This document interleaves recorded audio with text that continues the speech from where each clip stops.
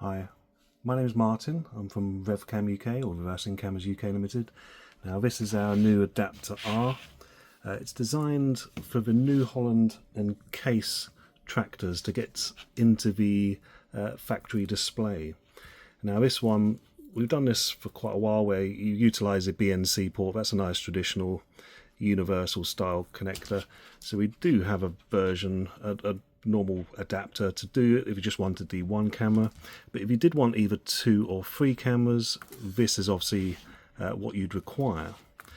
So you've got the 3 traditional 4-pin camera inputs, so you're able to put any normal standard definition camera into one of these, and it will output with camera 1 going onto the yellow BNC, camera 2 going onto the yellow plain connector with a little pre-fitted pin, and then channel 3 going on to the little white wire with that pre-fitted pin. Now this will end up having to go onto your 26-pin connector that is on the back of your screen. Now yours will obviously have a big bundle of wires. Ours obviously doesn't, because I had to purchase this just to produce the video and do any instructions. So you'll notice there's 26 little sockets there. At the moment it's in the unlocked position, but yours will obviously be in the locked position as standard. I'll quickly lock it so I can do it from scratch. So what I'd recommend is take a few photos, make sure that when you unlock the connector, if anything accidentally comes away, you're able to put it back in the correct socket. Either draw a little sketch what colour wire went into which socket, or take some photos, whichever's easiest for you. To unlock the connector, there is a tab at the bottom, so once you're secure that you know where all the wires are, just in case any fall out, depress this, you'll probably hear a little click, and you'll notice that the 2 tabs at the top of the connector have now come away. This indicates it's now unlocked, and you should be able to insert the wires.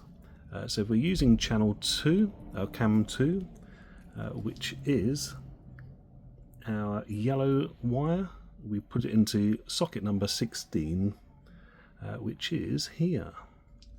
So you can obviously consult the diagram of the manual that we supply, and just close up on the video for you there. That is socket number 16, and that is for your second camera. To put the white connector, which is camera number 3, into socket number 8, it's this one. So you'll notice the top line obviously has 7 sockets, and then so the first one on the second line is for camera number 3. And to lock it, we're just going to push. I only had to push on one, but both of them obviously have gone in. You'll notice that's now locked nice and secure. If you find yours doesn't lock, just check all the wires are nicely pushed in, and you'll notice that they're in the correct position. So the pins on your monitor can obviously make good contact with those camera signal pins. And that's it. Job done. You just plug that back into your back of your monitor, and you should now have 3 cameras all inputted. In terms of powering the system, you'll notice that there's a 3 amp standard blade fuse that protects the camera. You'll notice there's a little DC socket. We supply you with a red and black wire with a plug that goes into this socket, and you'd obviously attach a positive supply and an earth. Red obviously being positive, black being earth. You could also choose one of our additional power leads. So for example, this one's the 3-pin DCs. It's really nicely built.